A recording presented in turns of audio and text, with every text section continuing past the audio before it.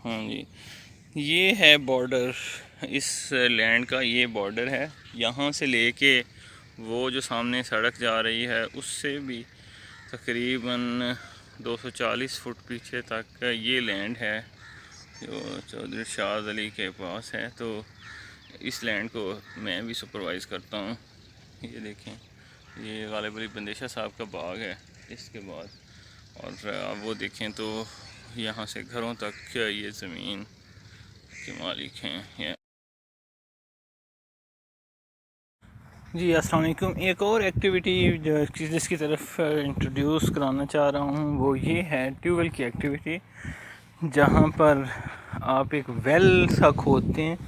ये वो वेल है जिसकी सारी की सारी अरेंजमेंट्स आप सामने देख सकते हैं। यहाँ स्टेयर केस भी है, ये डाउन बिल्कुल ही इसकी बॉटम तक वेल पे जाने के लिए, जहाँ पर वो मोटरें और सारा मैकेनिज़्म लगेगा।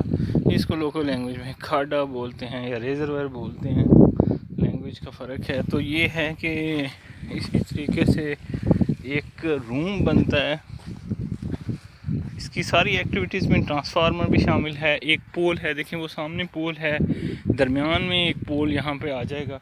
25 kV किलोवाट का एक ट्रांसफार्मर है, वो यहाँ पर नस्ब होगा। इसी तरीके से ये एक रूम है जो ट्यूबवेल रूम के तौर पे यूज़ होगा, एक रूम। इसकी एक्टिविटीज़ में भी देखें, प्लास्टरिंग की एक्टिविटी रह गई, रूफ टॉप के ऊपर टाइल वर्क रह गया और क्ले का वर्क है वो इसमें अभी रिमेनिंग है। अंदर और बाहर का प्लास्टर ये भी अभी रह गया है। और यहाँ पर हम देखें, ये इसका दरवाज़ा है, यहाँ पर जो फ्लोरिंग का काम है वो भी रह गया है। हाँ, ये डोर और विंडोज़ दोनों इंस्टॉल्ड हैं। जो फुली प्रिपेयर्ड आर्टिफिशियल रूफ़ है वो ऑलरेडी तैयार है, तैयार शुदा छतें जिसे कहते हैं, वो इंस्टॉल कर दी गई हैं।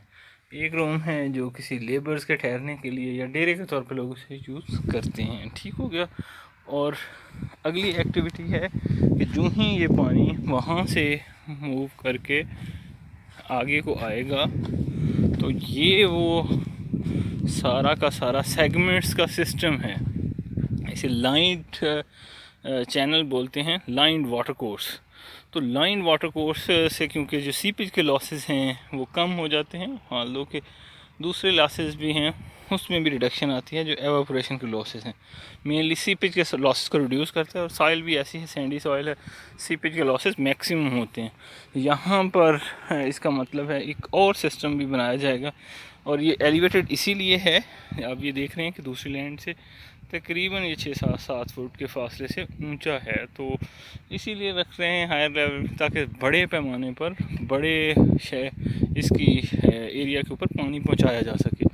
इसका मतलब है ये वाला सारा एरिया इससे सैराब हो सकता है और वो हमें जो दूर दूर का इलाका नज़र आ रहा है वो भी इससे सैराब हो सकता है। और इसी तरीके से ये ट्यूबवेल, 2 ट्यूबवेल हैं, एक पीटर इंजन के साथ चलने वाला ट्यूबवेल वो सामने नज़र आ रहा है, उसके खाडे को या रेजरवायर को रीअरेंज किया जा रहा है ताकि उसे कनेक्ट किया जाए इस सिस्टम के तहत। जो थर्ड सिस्टम है वो सामने से आएगा, कौन सा, जो कैनाल का सिस्टम है। फिर वही डिस्ट्रीब्यूटर और माइनर से होते हुए वाटर कोर्स तक पानी आएगा। तो नहरी पानी यहाँ पर भी अवेलेबल होगा। तो 3 तरह का पानी अवेलेबल होगा। नंबर 1 पीटर इंजन से निकाले हुए ट्यूबवेल के ज़रिए से, नंबर 2 इलेक्ट्रिसिटी से चलने वाले ट्यूबवेल के ज़रिए से, थर्ड ये है वो जो सामने से नज़र आ रहा है वहाँ से वाटर कोर्सेस से होता हुआ पानी आगे मूव ऑन करेगा।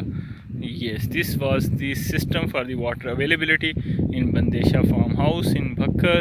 I am supervising it. Thank you. अच्छा, ये 28 एकड़ का रकबा है। आप यहाँ पे देख सकते हैं कि ये सारा काबिल काश्त है। इसको तो बेड के ऊपर कल्टीवेशन के लिए इस लैंड को तैयार किया गया।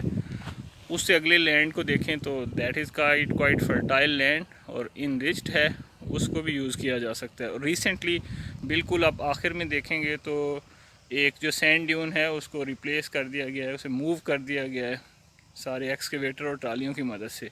तो अब वो लैंड भी इरिगेशन एग्रीकल्चर के लिए अवेलेबल है। तो इस तरीके से जो डेजर्ट का एरिया है जहाँ सैंड ड्यून का इशू हो उसे रिज़ॉल्व किया जा सकता है।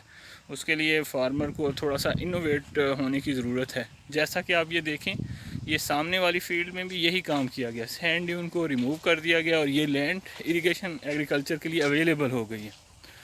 तो यही इस टाइप की टेक्निक्स हैं जो डेजर्ट के एरिया में यूज़ की जा सकती हैं।